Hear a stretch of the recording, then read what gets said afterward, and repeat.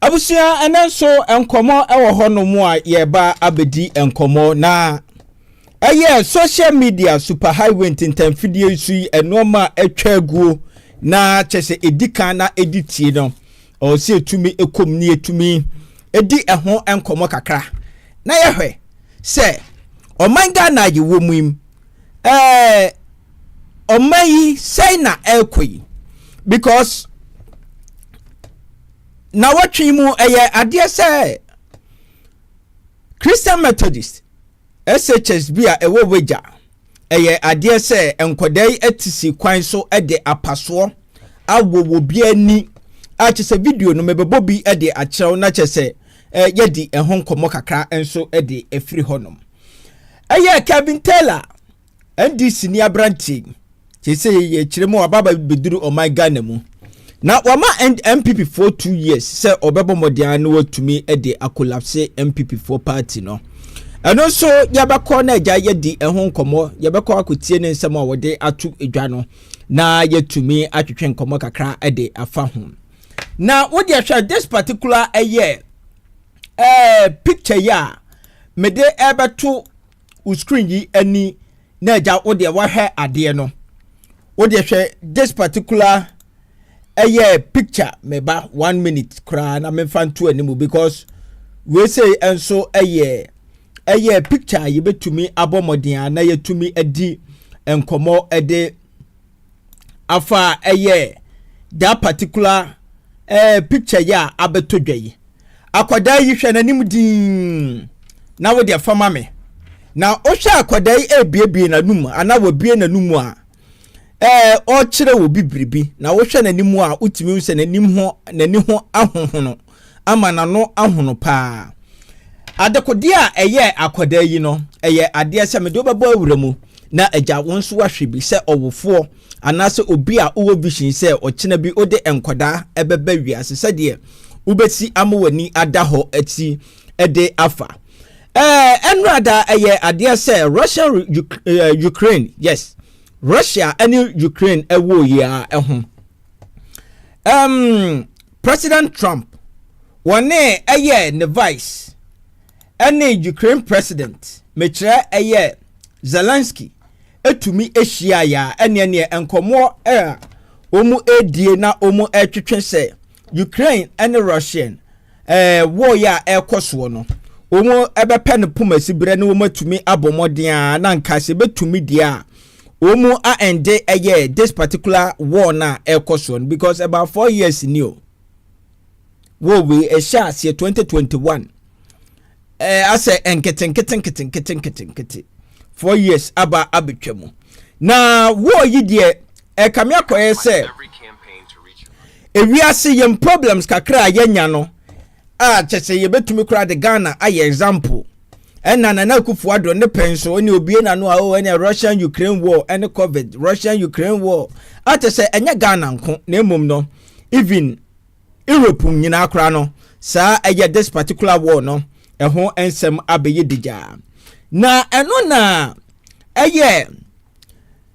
US president mecha Donald Trump atumi atonensa ede afra Ukraine president Zelensky a omo epe ekwan a ombetumi afa so na nkomode war no aba awiye na me say ebra omo ko hia ye wo de ma memfa video yi kura nto so ai nia ekoso no anwanwasem na said Donald Trump wone ne vice atumi atiatia Ukraine president ama no aba ye internet yi so chese obia edi eho enkomo yebekọ saa ensem ni mu na agya yedi enkomo ede afiri mu na agya onso wode wadwenkyere ato comment section no ase na yedi enkomo ede afiri honum conversation na course no very very interesting one very very very interesting yebebo awramu ni edi enkomo kakra ede efa ho so hwese de Zelensky ede ne nsa enenam na so achi na wutimi sa asam na wotie no enye ne de nanso agya mobrofo a wode ne ho akwakodan America obeye ne den ne awoni kwan so wotie no wate said me kan yebekọ sa ensem ni mu na Kumase mine be ede image bi aba abeto eye social media ententan fidie yi so a chese na super highway yi eso wutumi say oh ade no mobo said the wohwe screen yi a eda wanim na kumase mu a kumase ye die mu said the wohwe said the gatai asi achoki na te said the KMA omu eni dwumadi ewo oman ni mu te se de oman no empanimfo eni oman ni mu na de ya kakra ene se gatai achi nyina no ehonom ena adwadifo yi ton noma a chese wo de hwebi pa yebekọ na agya yedi eho enkomo de afiri honom na yebuse ye ho se na wo man ya ye no ye ne se ye adwino ano edin pa kumase pa o na agya baabi a yedi dwa obi bekọ akoto aduane ababa bedie anase obi befa honom na agya wape bibi na one na busua akodie hwe baabi a yedi dwa ade na awre ho bato de ebekom na agya yedi enkomo de afiri honom ade na mpanimfo ede fa saa no mayi a ekoso ewo kumasi na yebetumi atene yensa ede ahwe opemso ye nana osetutu eso ana eno ene question asese no yebusa but ye bowre mu a eja onsofo adwenkyere eto comment section no ase na yeni enkomo emfa efri ehonom na ansakra ne ebehya ase no so hwe information si ya egu screen yisu ya #support Kofi Adoma ngwani campaign na ekoso na ubetumi afa Momo Number no na otumi asend bibi kakra de aboa Kofi Adoma ngwani ne eye surgery no na sa ope GoFundMe link ne so na da screen yi anim yi ubetumi akọ anasa obepeke na ja wako site honom said be ya obetumi so asend bibi through GoFundMe no de aboa Kofi Adoma ngwani ne eye surgery ya ogusu a okoso yi ana ebiamu no nso no se ope information no short kura tenten ni tieti akura na audio description box nim ade se ubenya informations ni nyina ewo honom o click ya pa ede obekọ GoFundMe account nim na chese wetumi adonate bibi kakra opese o donate ede boa yenua Kofi Adoma ngwangwani na sade yegusu a yedi enkomo no ade se yenyi ye friend say asante sam ne bonosam ento nchen sede de bia me ba me beka no nemum no yenhwe Kristo a wakyerɛkyerɛ yɛn Mohammed a wakyerɛkyerɛ yɛn ene esom nkaye no akyerɛ molides no de akyerɛkyerɛ mu no eso niema nipa enye yɛn mɔbɔ oyonko da ene woda na yɛbɔ awura nsɛm ni mu a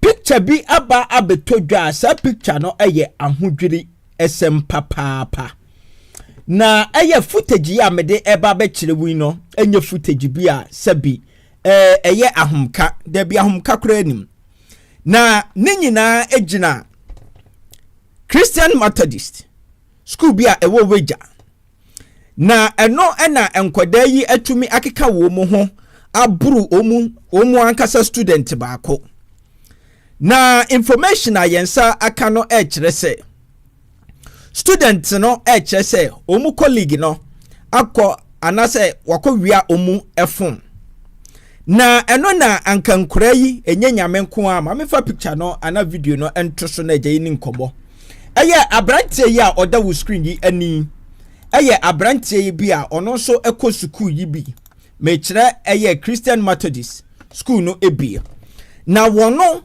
na other students no esusu se wakọ akọwia phone na wo hwɛ sɛ de omu asi abo no ani moja ayeye ne ho a wutimi se enipa ensehwe na metwe wadwene asi bibi so kakra hwɛ akoda hwɛ na chi TV no yes this incident no asi on the 27th of February 2025 odi ahwa akoda yachi yes odi mame mo pause kora na menkyere wade na ewiase panyina otifie a oma mofra ewe nanka no yebu nankanwefo a woka ho wo man ya yetimu a sabi sesei no NDC aban ba na se enkrofo bi edi nkwasiasem ani nsenhunu a aban nin tumi nka no ne fa baabi na amotivate eye enkoda ya omudi nsemfunu ene nsentantan because they would di akire no osua de odi kan enantie me relate this to politics but some person relating so a be relate because enomafunu bi ohono mu a ekoso wo ye man ni mu a no kra ni nyame anim ne sianse kire ne yanka na yakoya te se oh ene yesuro na yanka ehun sunsanso no se ya na edebeba on the 27th of a year February 2025 na president of the republic Mr. John Dramani Mahama so sha akoda ye che TV no ono na da akire no na me the president ye reference aka asem menka so ono na abon nkwada ne pa na mom me de no asem aka se NDC aban ba ya NDC for ACZ noma hyehyɛ mea company si twetwetuo no ehun sunsanso no ebini because enkwada na hunu se oman na yewo mu no sese no emra bi nya adwuma enu nti no uye biribi a obi anya wo hwe a police fo anya hwe sa otide mechiati because of politics enti omo so ahunu se wo mu aywanko bi awia fon kura na ewo se nko de no efa mra kwan so na omo ahunu se o emra kwan bia eni baabia enu nti no de mra no ebehye omo nsem no ma bro akoda yi akuno na basabasa ya ekoso ameka ho asem adichiriwi no eye basabasa ya enkoda yi chese omunua no awia fonto mu digu ne so bro no na akoda yi ebo modern ekohye alaji bia oye store ne yanka ne se ne mini market honom for safety and also for refuge enti na sukuu yi enkoda yi ani amo omudwe omo etumi ebowura alaji no shop honom edi nyameransem edi akakabensem bi a ewi akire no alaji no akwada no eye ade se womo ede eye apaso atu nanim nani ase pe omo de apaso atu ani anase eye tokuro mamemfa eye image no kra ento u screen yi so naja yedi nkomo ya no ye ni nkomo emfa ho se de yegusu a ye kase ya na eno na eye suku nkoda yi ebo modern se omu ebewura alaji no shop honom na omu atwen eye this guy aba abonten alaji akoda ya making ebra enkoda no se omu de force ebewura honom no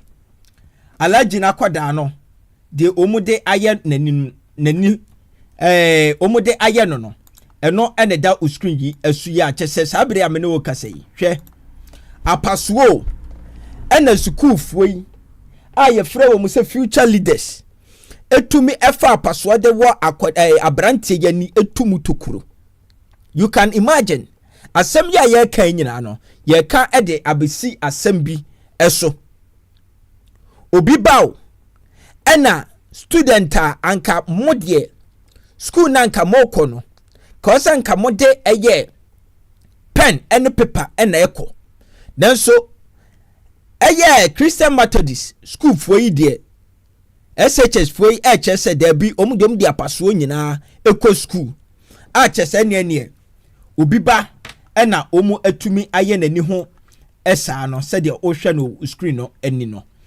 afei ma mefa wo mongura ensem ni mu na agya menyi video su bi emfa enkire wo ne hwe bi se de beye na yetisim na ye kasa ubehunu anase obete ensem na ye ka no ase eti aya this particular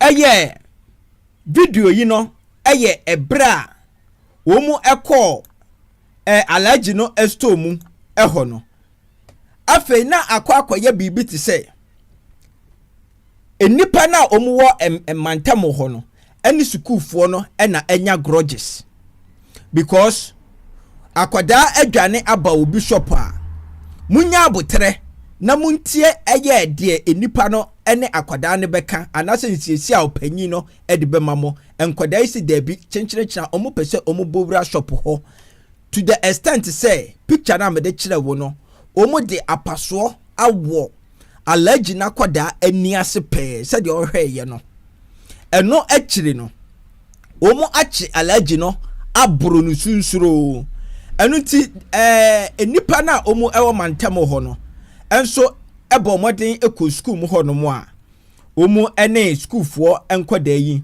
ene omo di ekosi anin ewo hodom na eye videos ya mebo ede ekiro nyina no se de meka ye no ye bo na ye wie ya bekasa enho na ye de esi asembi eso enu ti eye womu a omo ewo mantamo ho no ebi ebo modern a so mbeko school mu ho no any school for no akoye eye basabasa ye ewo honom na ma school for nso atisi kwan mu a ene jai na omu say noma a chese ensem we na ebaye no na enye ensem keto akora na wedi nyina akire no ana eye a police for etumi eba school mu honom se omu obomoden ananka omu atumi enkwada na nam omu so a basabasa ye eba ye no omu achi wo mu anaso omu discipline omu enkwada yi si debi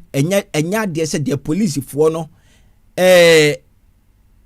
kano enkwada nan bi a ye kire se omu eye involved no a police fo no kire se omu be arrest wo mu enkwada nan ne se hen ne ha ene ade na ekoso no come and see something enkwada no ene a police fo a chese asemo a ekoso ewo honom no na ano eden papa na ano eden a chese ne enkwada yi ene a police fo yi ede esi eni nanso no ewie ase no eye ade se a police fo no etumi eche enkwada yi asemo a ye ka ni nyina no ye ka ede abesi asem so this particular video ya mede ebe to screen yi ani no hwade yi we mra guy na omobo no ebe wura store honum students no ebinom pata ebinom so se omunyai wo mu na omu enwura obi store na omu enko sese ho etu de video no eye eti sawosha womo store mu ho no ebi ena na pata nkodai ena nkoda no ene honum edane entokwa se omu ne ebi so hwa ebi na hye mu a efiefo yi bi ebu omu a chese ne asem akoso no na eye very very yaka ne se na tensions no very high na sede migusu a meka ede akire wi no ade se womu a omuwa mantamo ho no etumi ekogina school no ano efefa akode se nyade se omu bema enkwada no akọ school no anase ebe free school mo no aba abonten na akwada bi obe free school mo aba abonten no ade se omu betumi aye ne nyedoa na ne if possible a omu betumi kura akum omu a chese a police fo ana na ebinom ebo modern se omu be skoto enkwada yi ansa na omu atumi akofie na sadia meka ye no ensem yi a ekoso no ensem a areho na aniwu we bra a police fo no school mu ho no mo a enipa nan bi a school fo ni bi enan a yesi omu eka ho a police fo no pese omu eche enkoda yi eni omu ne a police fo no ham so a ham so enkoda na omu chese emrantie maako enan a omu so mu ho bon asem nim no omu etutu wo mu ho no omu ho ensekan ene apaso ene no ma betumi adi nipa ewu ewo enkoda yi ehu na yen school mu ensensem a da bia ne yeka eya ebinom efa ne se agro no se no this enkwada yi no they are growing wild. Se enkwada no they are growing wild. Ache se internet ne sa no na abaninti no ama se no the youth no se ewo se ye think se Ghanaians no se ebi ni ho enu ti enye nwanwa se akora at the age of yemfa say 16 years and say at the age of yemfa say 15 years obetumi adi obi awu without say obeke eti the government no ene suku mu empanimfo eno enhyehyɛ bi ohono mu atete na wo hono mu a sesei modi abrofosem ayi afiri ho ni nyina ne sɛ ye mo akwada ba enso sɛ ekɔ bible ni mu a bible na ekyɛ sɛ jimisem hoi ebata akwada akoma ho ɛna awofuo ya nso bi ɛka ho ɛna nkwada yi sɛ because se teacher ni epe no ho asɛm ekotwa awofuo bi ɛba afei no wodi UK ani USA ani Europe fo mmra ebe kyerɛ Ghana fo sɛ eni kwan sɛ yebo ɛyɛ akwada enti enkwada no ɛsɛi on the low key enkwada no ɛsɛi on the low key esuro ani nkwada ni mu bio so ho esuro a edi suro no eni ɛyɛ enkwada yi mu bio ɛna mobrohunu ani nkwada yi mu because sɛ oya akwada na ye twa wo to pew na wo hu sɛ ɛyɛ a okɔ na wakɔdi wo nua bi bɔne a ɛyɛ ade sɛ wo bɛdwene ho ne ba akɔso ne mpire no so but santetiye we nyina no ɛyɛ ntetiye bi a ɛyɛ afri yen system ni mu a at the long run no ɛbɛba na abe kyese abɛkaye because ɛdeɛ bɛn na bɛba a police fo bɛkye enkwada we ye student too enye se obia enye se street boy student na student no betumi agina police animu ene no agigi anase ne police no atwetwe we eye asensebe drop adwenkyere efa to comment section no ase ekwan ban na wugidi se yede eye enkwada yi efa so a ebetumi aboa ama this time around no said the omu grow wild no eso ebetumi atie because the youth of today oba ebetumi afri school aba abekika nanim ede akyerew ama wo maame anase papa no ubeka se ebia akwada ne innocent but behind the scenes no but near akwada no ebetumi adie no you have no idea eye ade a ɛha adwen eye ade a no kure ani nyame anim nie eye ade a ɛha adwen pa because akwada de a wo kosua de apaso ɛne nsekan eye dai ebe behye wo butom wo de yanko eye this particular akwada yi nso ensem eso na akwada yi asem eye asem a eye awreho na said America no oba tan de se wo de wo ba ekọ akogya ebia bi se omu anhwa wo ba mawo ana se wo de wo ba ekọ akogya school bi a eni kwan se ujai enkwada no ajeje mu saa na mum no you need to be very very careful and vigilant say mra no no obekọ no akọhwe enkwada no akwada ya oda wo screen yi ani eya akwada bi a ne madam wo se caretaker bi atumi chese de caretaker no aya akwada no na eye YouTube ni Facebook restriction ninti no eye ade se mintumi emmo video no nyina emfa enkyerɛ but meye bibi kakra ebia obete ne a ekɔso no ase hwɛ this particular video amefa video no antu screen yi anim na wo de hwɛ yes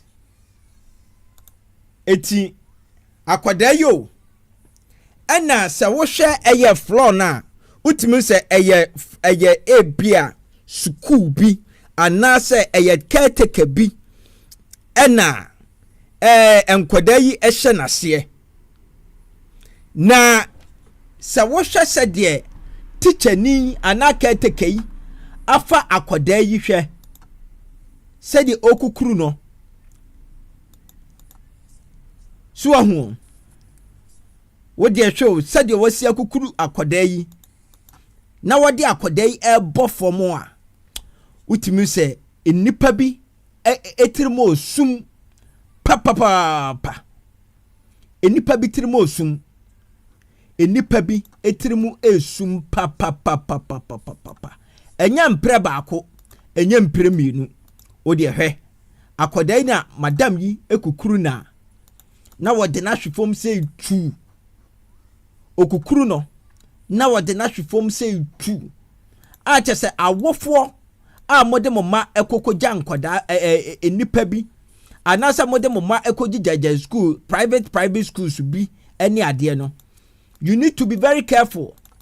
Now we say no, ebetumi a happen only say bia awofo no enhyeda enkosra ebia honom anase awofo no enhyeda enkohonom impromptu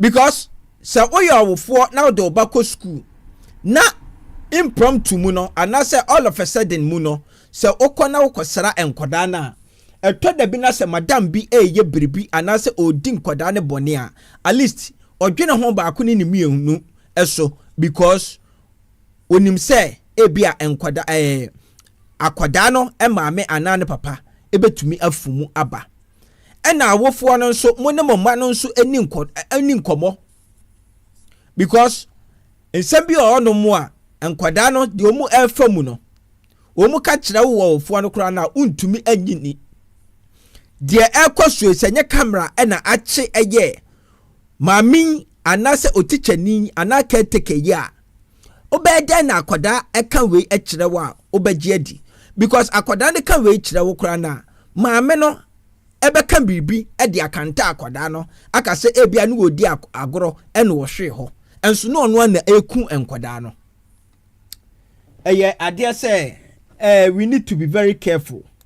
We need to be very very very careful when it comes to say yede yenkwada ekọ akogija emiamia bia etetete sana ewo say yema yeni ekọ honom pa eyie because at the end of the day no enkwada no more na etumi efamu ewu a say this incident a isi ye no akoye ade a eha adwen pa na Kumase omu kyeremu a video no Dr. Mensa na Dr. Mensa bola anagata a bola ana efin ahyemuma a ehonom krona no adetonfo etete honom eton ade ama kyese ebinom ede fish a yankata so nyina asi bola ne nchen pe a kyese fish nyaso mokoto agu na mmom ne obi ba so otobia ade se omu betumi abomoden aton ebi ede ama no ama nipa kro no ede akoni fie ne nabusua akodi oje yente video no mu nsemoy na afei yemra ne medi enkomo kakra emfa this particular video no ehu na we swear where Kumasi kitemono no na nam so sin chenu over na he market ye Ghana ready na we swear what's it hey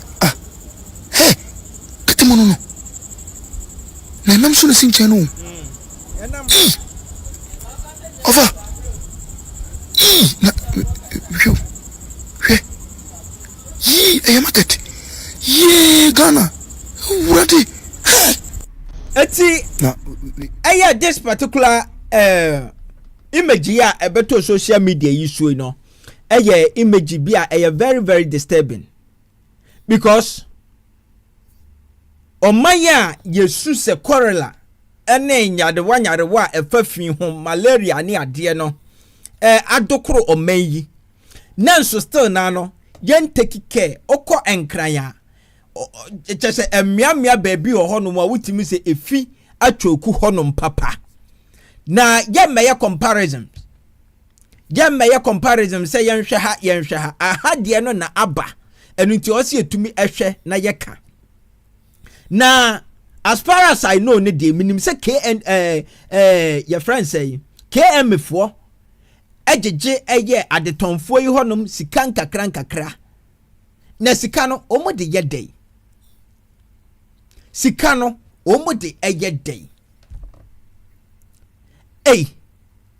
se pa na wo man ye womu se bi ya nwene biribia ho ya nwene ya mpomuden ho ya nwene enipa na wo mu wo oman ni mo ho na mom no sabi obi adwena owo edefa oman ma no ho ne se obadwene wonu ni botom ene ni a ode na yase ebe dwuma ode na yase ebe dia ene ne ye problem a very very big problem ebia te se kumase ankoye te se akura bia se kura ne aka se oh akura se eni bie eni honom eni ade kumase adwadifo ena hwe baabi a omudidwa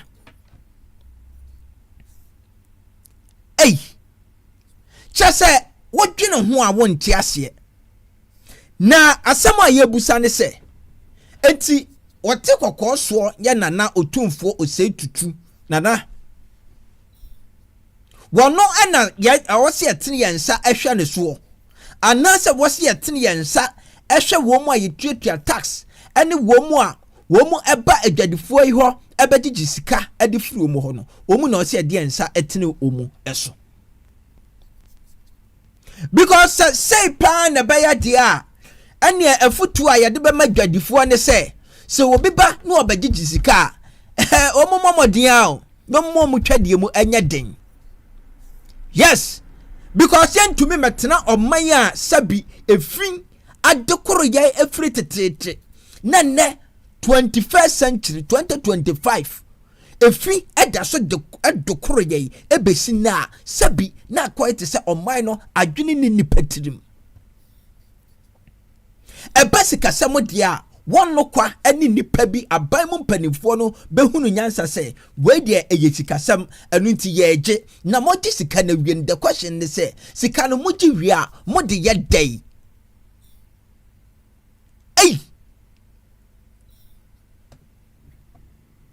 ade we de anu odin o se sapa na tia pa de a ene anu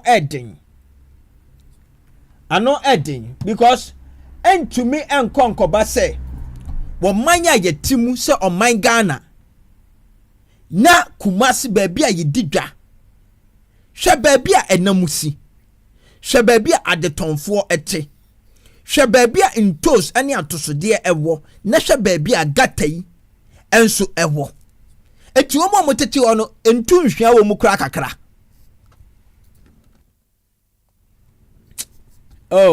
adewe di ano odin. Yes, adewe di ano edin pa. Ano edin ye.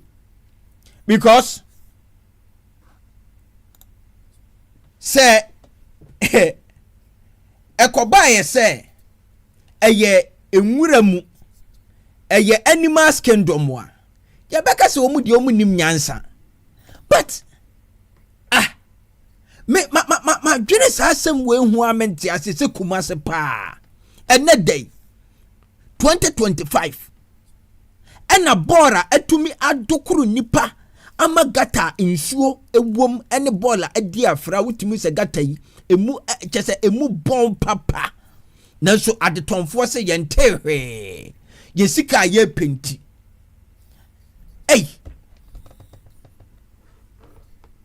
mi hu said ye menka ensem we say ensemfa mi hu said ye mesi aka ebema because se man hye me ho so a ho ebia ne makokasa na makwakwa ma no akwakwa tietia enkrofo bi ekwan bi so a edi kwan senke basa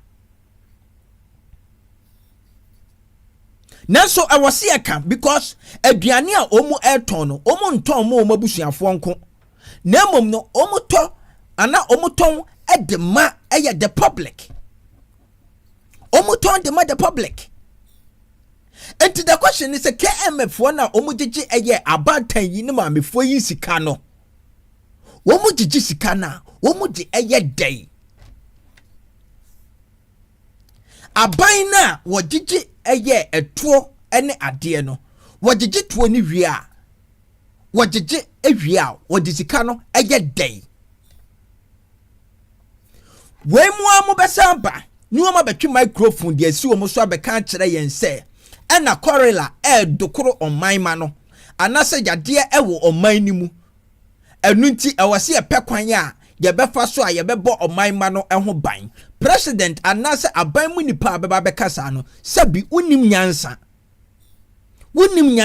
because ekwan kra befa so a obetumi de abo sisi yadewa anokwan no sa kwan no enu ani ekwan no mu nwa enu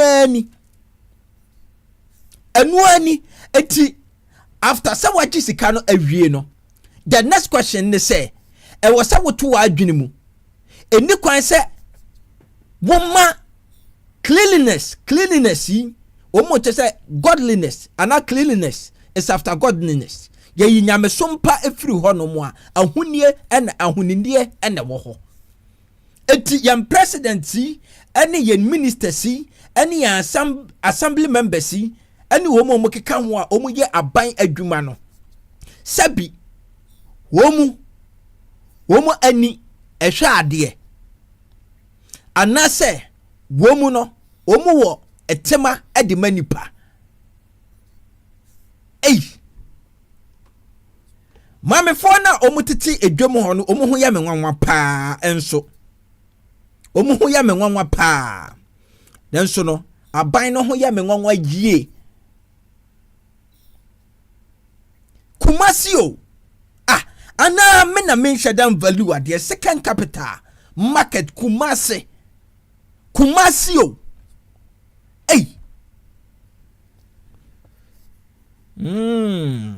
okay because I think sent Ashanti region minister or person introduce say the public na ebe shall say a clinic but this thing na yes so no na in a way no sabio in a way it doesn't make sense sa kwasafu dwuma sa yamwa yen ho ne nyina yenya adwuma na yen clinic eye ebia no yes yen kasa ye condemn but se abanba na minister bi babeka kire yen se yemra ne yeme clinic ebia it doesn't make sense because yawo enkrofo a wo mu gigi sika bi ewo sa kwan no so enu ti sa enkrofo no wo mu gigi sika na wo mu omadwuma enesei ena Ghana-fo yahye yen ho tatwo yahye yen ho mobomobo ena chese yentumi ene ye ministers yi enwin entaso anase authorities yi a ewo so wo mu hwe na nooma ekọ eso se de wo se ekọ so pepepe no yentumi ni wo mu enwe entaso na da bia ye ho mobomobo nia omu beka bia yesi yo yesi for pickers bra na so akofa ade ya mekote gatam insam funu se kwakwa these things ade ni kwan se wo se ye tumi esososo eni kwan se esososo because won man bia no ya won krofo a omu clean o manim yan gada o man no se o man no ena eme clean e bra ya won krofo a ye tua omu eka eyensen hunu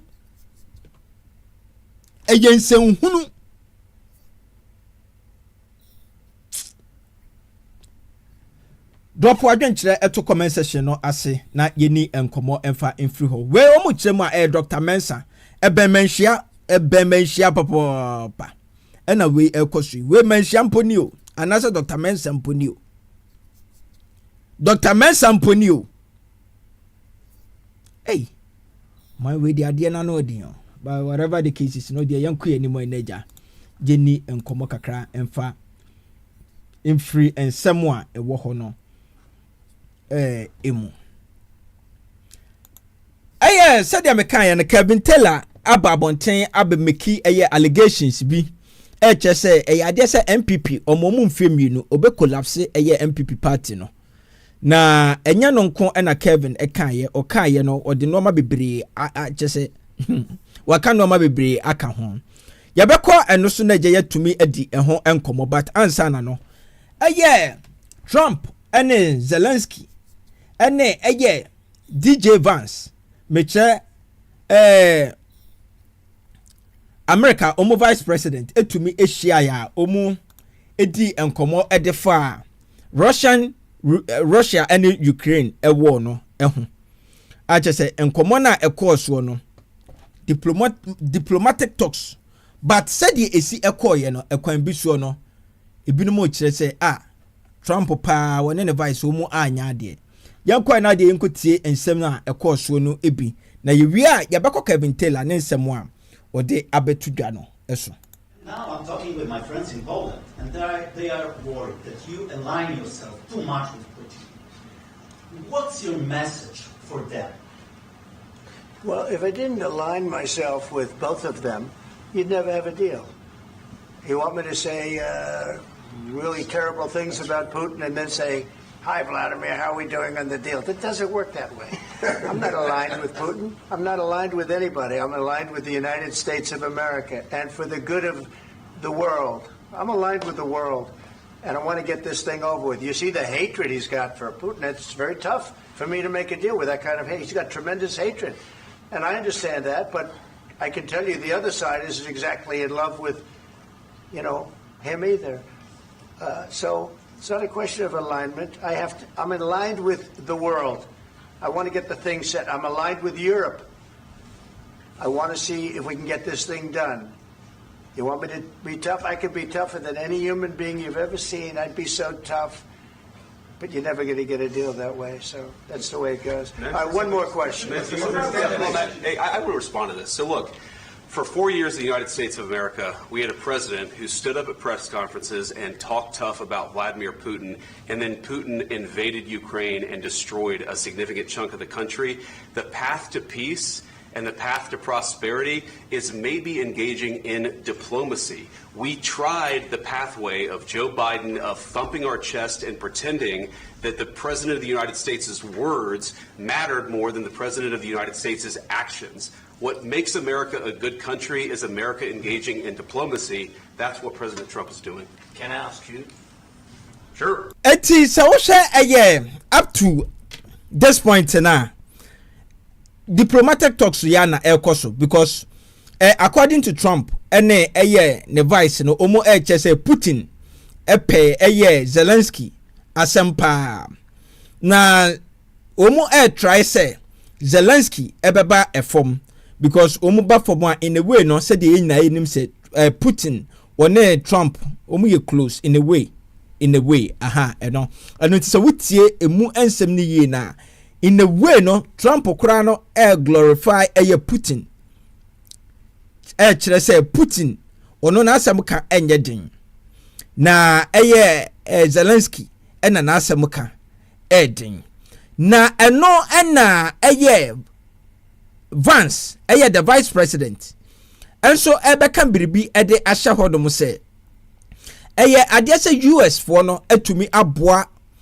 Zelensky make Ukraine for no but Zelensky ungrateful onase na eno ene ensem wa chese ekoso no na Zelensky say obekirekire Vance ene President Putin emu until free 2014 ebra asem no ehyaase na asem no se wonimu a ni nyina ne se Russia ena ebomoden age part of Ukraine de aka omu eman no eho na baby a omo edge no ye fra honom Crimea na Ukraine fo ne say omo mfa honom emma eye Russia eno ene Russia ene Ukraine entokwa e sha se 2021 eno yentie eye history Ukraine president eye Zelensky ede emma Trump one ne vice na afei no yebedi enkomo kakra. Yeah. Okay. So he occupied our parts, big parts of Ukraine, parts of East and Crimea.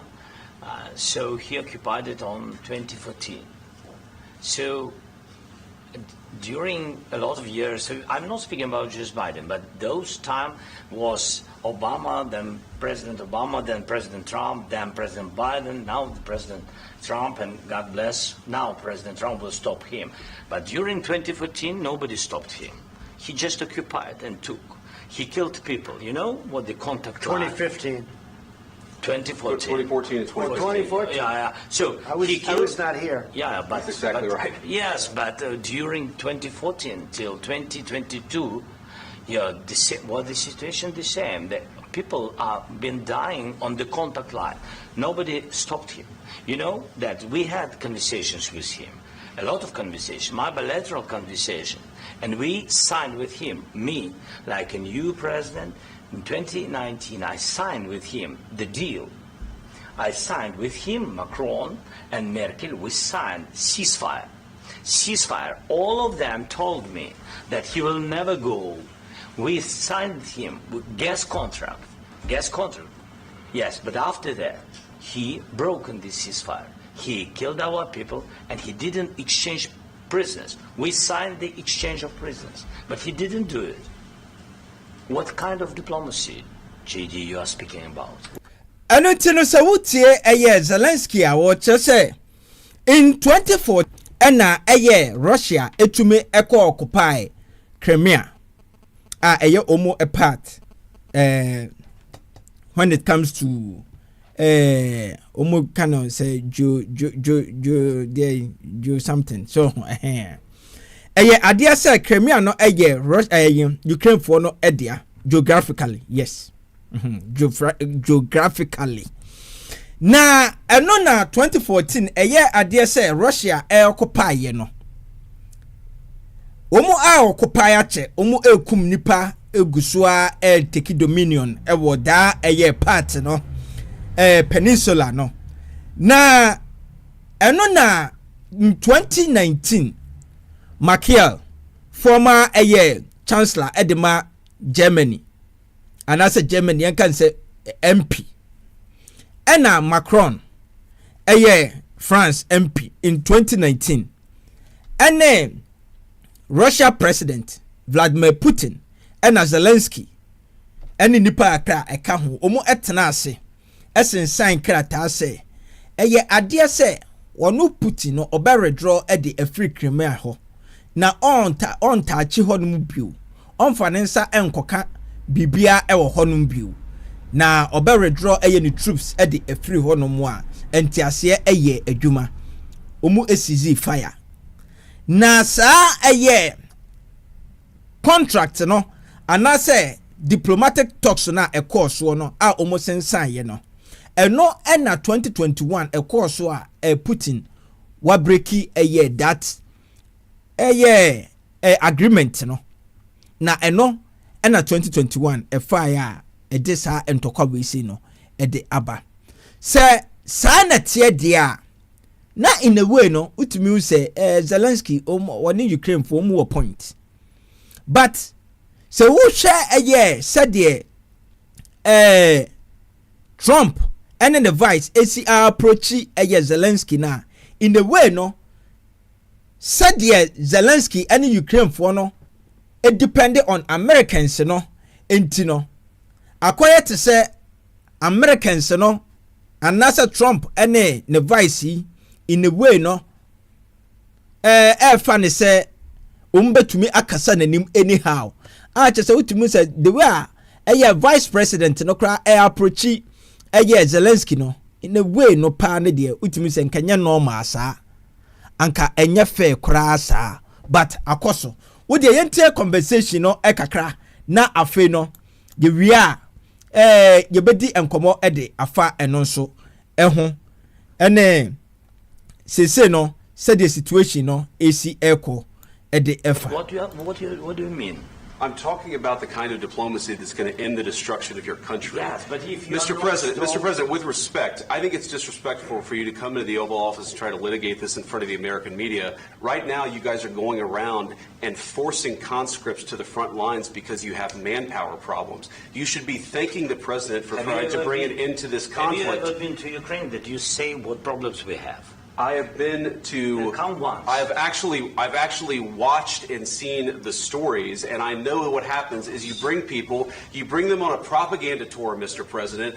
Do you disagree that you've had problems bringing people into your military? And do you think that it's respectful to come to the Oval Office of the United States of America and attack the administration that is trying to prevent the destruction of your country?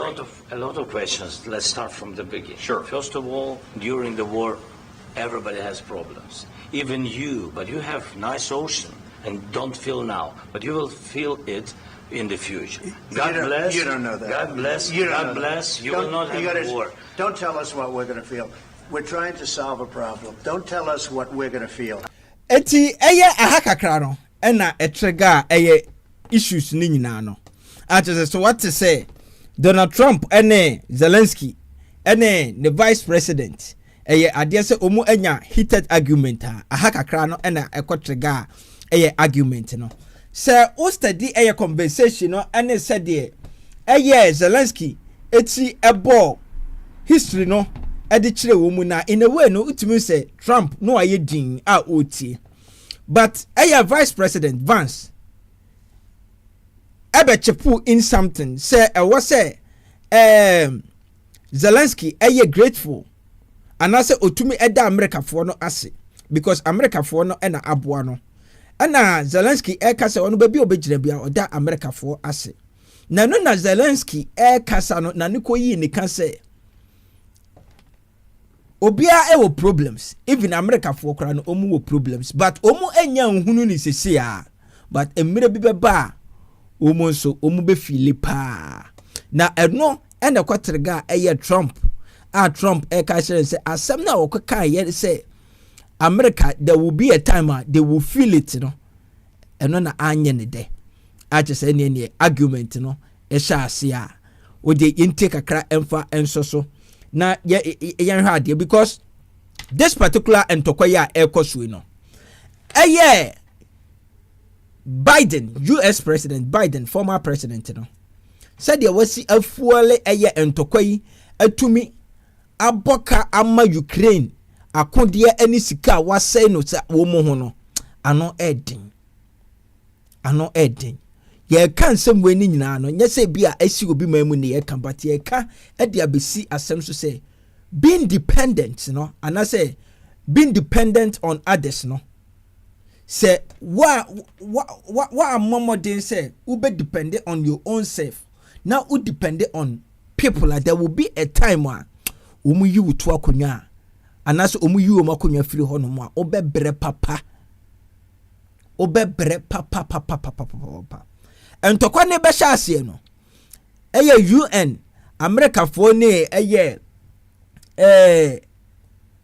your friends say Europeans ebo modern asuso jagu mu se omu be baake Zelensky but entokwa ne kwanenim no afi obia drunk kakra ama say aka Ukraine kwa and to being dependent on people as a nation no adea ano edin enye sa asem na asie no ye born sa ase bia asinti o se nemum no nia asie no ye fa aba wo mu a eyeye dem president adabia no emrofo na mo pe bosia adifri mo a wo mu na mo depend on ansana monya military equipment any ade there will be a time wo mu be yi wo makonwa na saada no wo ho be kire wo papa ate say sa no ma wenti because me jimidi ye say senka ekoye UK France Germany anka bia diplomatic talks no and can respect bebem kakra. We need to be fair. Although say Trump is trying his best, say obebomodian amatsa ntokwa we say ejai. But the way now omusi ene no e kasa no, in a way disrespectful. Ni nyina ne say ye depend on omu na eboa ye, omu na de machines bre ye, omu na disika ema ye. Say wo man na asai, but ono ne man te honom. And now wafra say brana yen kasa no or kasa anyhow edichiro on recognize o kra say we your president. Asem no areho. I'm not telling you. Because you're in no position to dictate that. Remember this. You're in no position to dictate what we're going to feel. We're going to feel very good. Feel influence. We're going to feel very good and very strong. You will feel influence. You're right now not in a very good position. You've allowed yourself to be in a very bad position, and he happens to be right about it. From the very beginning of the war. You're not in a good position. You don't have the cards right now. With us, you start having cards. Right now, you don't. You're playing cards. You're playing cards. You're gambling with the lives of millions of people. You're gambling with World War III. You're gambling with World War III. And what you're doing is very disrespectful to the country, this country. That's back to you. Far more than a lot of people said they should have. Have you said thank you once? This entire meeting? No, in this entire meeting, have you said thank you? You went to Pennsylvania and campaigned for the opposition in October. Offer some words of appreciation for the United States of America and the president who's trying to save your country. Please, you think that if you will speak very loudly about the war, you He's not speaking loudly. He's not speaking loudly. Your country is in big trouble. Can I Wait a answer? minute. No. You've done a lot of talking. Your country is in big trouble. I know. You're not winning. You're not winning this. You have a damn good chance of coming out okay because of us. Mr. President, we are staying in our country, staying strong from the very beginning of the war. We've been alone, and we are thankful. I said thanks you haven't in been this alone. cabinet. You haven't been alone. In this cabinet. We gave you, through this stupid president, $350 billion. We gave for you your military equipment, and your men are brave, but they had to use our military equipment. If you didn't have our military equipment, this war would have been over in 2 weeks. In 3 days, I heard it from Putin. In 3 days, this is something maybe new. Less. In 2 weeks, of course, yes. It's going to be a very hard thing to do business like this. I tell you. Just say thank you. I said a lot of times to American people. Except that there are disagreements, and let's go litigate those disagreements rather than trying to fight it out in the American media when you're wrong. We know that you're wrong. But you see, I think it's good for the American people to see what's going on. I understand, sir. I think it's very important. That's why I kept this going so long. You have to be thankful. You don't have the cards. You're buried there. Your people are dying. You're running low on soldiers. Listen, you're running low on soldiers. It would be a damn good thing. And then you tell us, I don't want a ceasefire. I don't want a ceasefire. I want to go, and I want this. Look. If you could get a ceasefire right now, I tell you, you take it so the bullets stop flying and your men stop getting killed. Of course, we want to stop the war. But you're saying you don't want a ceasefire. But I said to you, I want a ceasefire. With guarantees. Because you'll get a ceasefire faster than an agreement. Ask our people about ceasefire, what they think. That wasn't with me. That wasn't with me. That was with a guy named Biden, who was not a smart person. That was with Obama. It was your president. Excuse me. That was with Obama, who gave you sheets, and I gave you javelins. Yes. I gave you the javelins to take out all those tanks. Obama gave you sheets. In fact, the statement is Obama gave sheets and Trump gave javelins. You got to be more thankful, because let me tell you, you don't have the cards. With us, you have the cards. But without us, you don't have any cards. One more question to Vice President.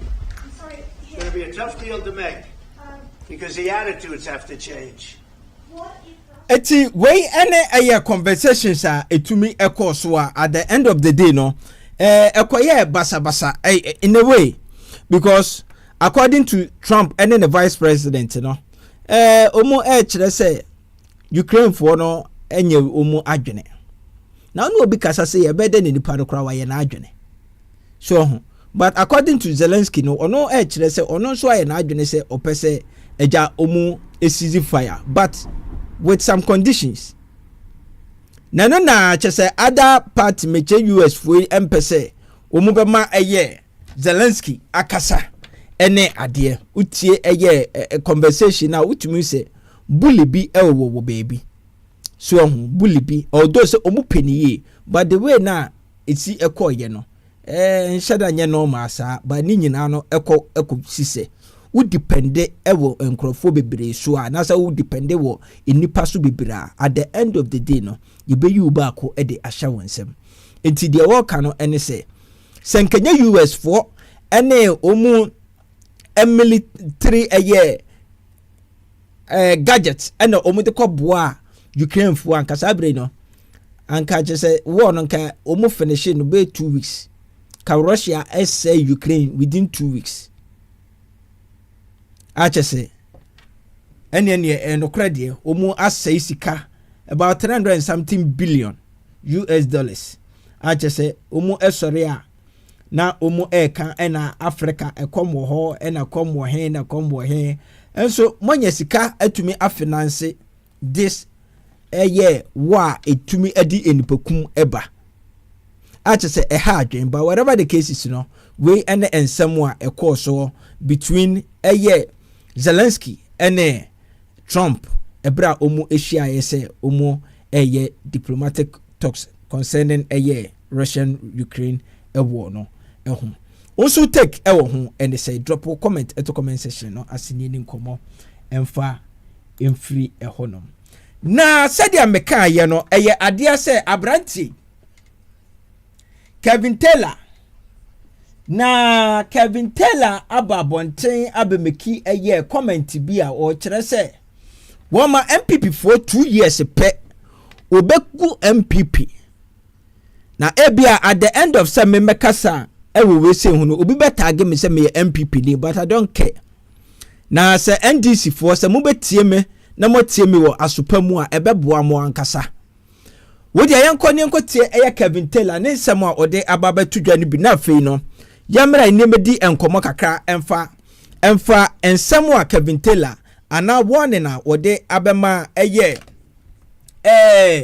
MPP for no yentie kakra na answer kra na ode be koni akotie no so won subscribe ya bomodi na subscribe na turn on the notification bell said the be na the video bia ebeto so anase e ba live a won sabe to me aka na so join yen anase obehwebie mesro ya no like video no share video no e de amba yen o comment no fato comment section no asidi ni nkomo emfa emfiri hono so Facebook a mesro wa eya na wabomode no follow yen no be kan WhatsApp TV ebusuaku no ehun medase enuti said ya meka ye no yentie Kevin Taylor nensem no na afei yewia yenso yebeto ye de ede aka ho back to power until party negu. And I am telling you people today, me go MPP. I will nullify the party. We are makan kwasi for some kwate from Fambra. Me mamu 2 years, me go party no. The next election, it could be Bawumia, it could be Kennedy, it could be Oseche Mensabu, it could me say Moba, some cross it 25% a me. Gumi platform no. Sembe na makacha mo MPP for ambem 2020 na makacha say we will take power from the Ashanti region. Opa mukasa my hantan I don't care. Me guno. That party we demonic. Enya party adi chichiri kro. Omo mu di animu ye nkwasiafo mu nim nyansa. Me and my team I will shut this party down. Party we mini bebi ane bonyo no she. Santifo nyansafo mu tiem no say Kevin, you are right. Agro ni ntokwa nie. Be di amamo do ye bema no. Ometontia. I will nullify this party. More than 38%. Me see the next election, what 25% am yokusi. You are never going to cross 30% again. I know your party inside out. Mukubisa samia uku. Mumusa the young people in your party. Mumusa samia uku. Mumusa kujo. Yes. It's way and someone Kevin Taylor Taylor. Wade abato Ghana for yenim say denia say the MPP for munwe na 30 something percent munya about 2024 elections no emuno this time around there more about 25 now 25 no kwase munya ono no ekusi se no omo efa Ghana ediso na omo afa asanteman ni nyina so de aka ho awa asho MPP for na asamwe na Kevin de abetudwa no asamwa so NDC ni amensere na emum hu se Kevin Sebi na adwene no say ɛho ɛwɔ problem. Meka in favor of NDC, enya NPP na meka in favor. Meka no in favor of NDC for intimuntie ni. Sa mama mo ho kwan na this victory moanya no. Edimutiri mu dem NDC for muntie ni. Na mama Kevin Taylor eba social media yiso be ye jandam beke kansen hunu beke kankwasiasem ye ne ho biara be ye tumisem at the end of the day no said the Ghanaians shock NPP for no sa no mbe shock mo because talking with this confidence no emma ebinum anidaso say NDC for no atake in charge of the whole of Ghana, which is not true. Now, someone walk and watch say MPP eduru 25% 2025 or ye prekuno. Kevin omunya nuru ya kurano when preko sam na wuye. MPP enya enuru 25% 2028 enya ma ye kurano. Kevin wo ye preko sam. We NDC ni na Kevin Taylor ekasa same way na wa hunu how dangerous the statement is. And I say wa hunu how dangerous his statements are. Now bona baso se wa ya ade a won so no kura no sabi o se hwehwe wa adwenem. Because statement ya wo de ama no statement a boa ema obi relax because si amo obi position no what take Kevin in some way krana obeka said Kevin enim MPP inside out enunti no onyere ne ho because Kevin Taylor beya all the dirty works at the amaye ti asem we say ye at the end of the day no nia waso ye adwuma no wanya adwuma obeye lazy nia waso oye bribi adeboa oman no wanya emfamwa because say owo a dog bi political dog, political pig be ewo hon mo be all the dirty works at the amano. Se oye badwema obete ne making ase. Se oye badwema obete de making ase. And some will say yeni ha ana chema wuntumi. Ebeka kire ye se obekire MPP for where the power lies. Yeni ha and somebody na chema wuntumi ameka nkyere MPP for say NDC obe she NDC ase de wo krom ha ya ane yetete sansem funu ane ensantantan ane sa me sam enkrofo we kran ya memfo mu to de me place bi adi omu atu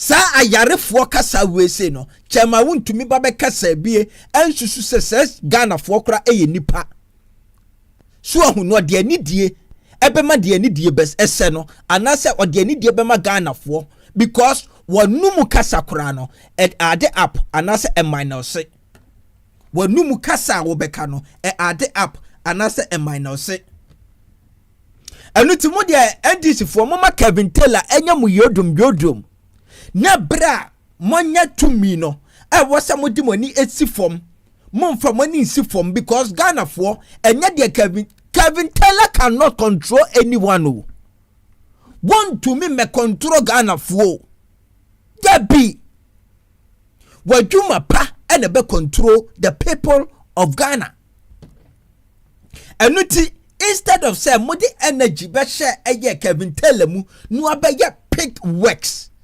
nyuma funu no na more rely on those things na munya de wasa moye no ebeye momu se mo be invest ewo enyuma pa wasa moye ma oman ma no emumom dan se mudi sika be kwa Kevin Taylor mu no abeye piggery works edi amamo because trust me 2028 one shot the way betsi a shock NDC no the way a betsi a shock NDC mobeka semekai because right now no the hopes of Ghanaians ewo NDC for so And it is a these pigs, political pigs, and the political dogs, anka woman one tum, Magana for who near mono, mube to me aye, no one deliver bibia papa bia, no more depend on these pigs. Kevin Telamo, and no more semwa, me say 2028, mobe bresse, nebe shoke mo say. Because right now, no, and this win ya new year, Parliament over all the power ever honum. What take dominion? NDC any new year, and I am expecting Krase. This NPP people are omukasa with social media so eye television show no e beba from kakra because anya bia no omu nyina no government no otua omuka. Government no etua omuka. And it is a government no a person or a year budget so these people no or say omu eba from kakra. This time around no enye wo mo bekasa e wo social media and e beka chi attention. Nemom no unyuma pa a wo beye no eno and e beka chi attention. Enu ti NDC fuoi. Ene mo amoye politics say.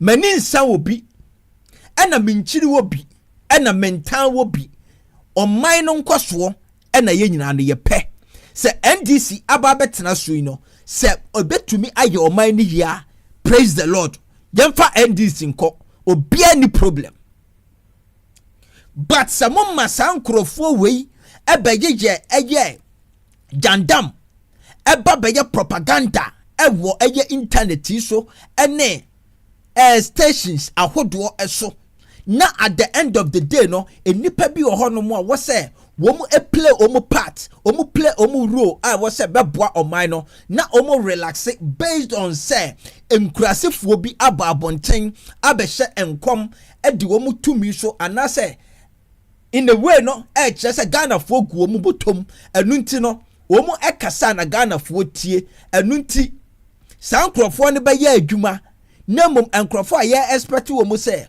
omu ebema omman no akoso no e depend and as I rely upon these people are at the end of the day trust me e be shock you.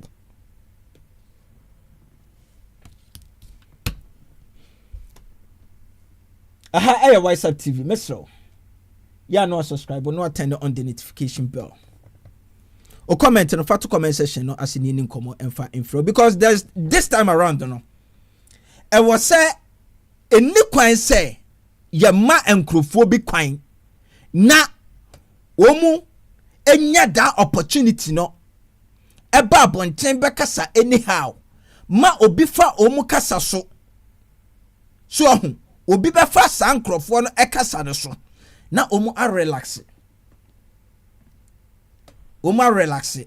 adaya Kevin Taylor say say the NPP entumi ma power no obehese obegu NPP na NPP 2028 no say omunya 25% kra oye preko enti Kevin Taylor beka say onim NPP inside out enunti nia wo say ebia minister anasa MP bi e wo say oye no so relax because at the long run no e ya de say mesa ba power bi mu a wo dwene empreko dwene Ghana baby a yaduru no say no said there a speaker of parliament e kaye no speaker say Ghana e was say public no ye kasa enuti ya ne aye kasa no ye nyamfom so because oman ni ye enti e na ye kasa oman no ni ye enti e na ye nyina ye kasa enuti NDC fo a sabio mo be kwakọ bo bonkrofo bi pa se omu emeye eye dandam omumra emfa ensebi emeto eye social media yi so na adwuma pa was because se wo ye adwuma pa se de ye kan ye say se wonim adwuma unsuro broni se NDC fo munim adwuma munsuro broni wonim adwuma onsan ko bo Kevin Taylor pa emsan tua ne ka se wo mra no wamra meye jandam wamra meye propaganda there be and all these people no you need to pack them I was a mumma sound no etna baby for now a bra mu hia wo mu no atwam this time around I was a John Dramani Mahama papa tiem yo and yes I'm NDC mentai NDC by this time around you know I was a enuma pa wo behwe ama ministers and MPs no aye no and no so mu ani ko ho na mom se oma this social media yafa ne se pics no abeye dirty works no and this is not the time. This is not the time. So wo pe bibi aka kire Ghana fo afa wunuma paso na ka kire Ghana fo. We am adwen kire amede atodwa. Won so betumi e de comment ato comment section no ase na ye di enkomo e de efri honom. Aha WhatsApp TV. Ene no enkomo bebre ene course so ayetumi edi ye a chese eye Christian Methodist wager eye ade say over week num no entokwa bi esi ho no mu abasabasa ye course so at the end of the day no enkoda SHS for enkoda any police for e de eham so yaka ho asem eye akoda ne maame anase na wofo edena kosuku bi mu anase omude no akwakoja eye caretaker fo ibi ene keteka ikukura kura eno edna hwefom say true aso mu ye wrestling eno so yaka ho asemo ena ebiemu no so no eye ade say Zelensky ene President Trump omunso hit argument bia anasa hot argument bia e course no eno so yedi ho enkomo kumase eye video a eba ya efin edokro eye edwadifo no eno so yaka ho asem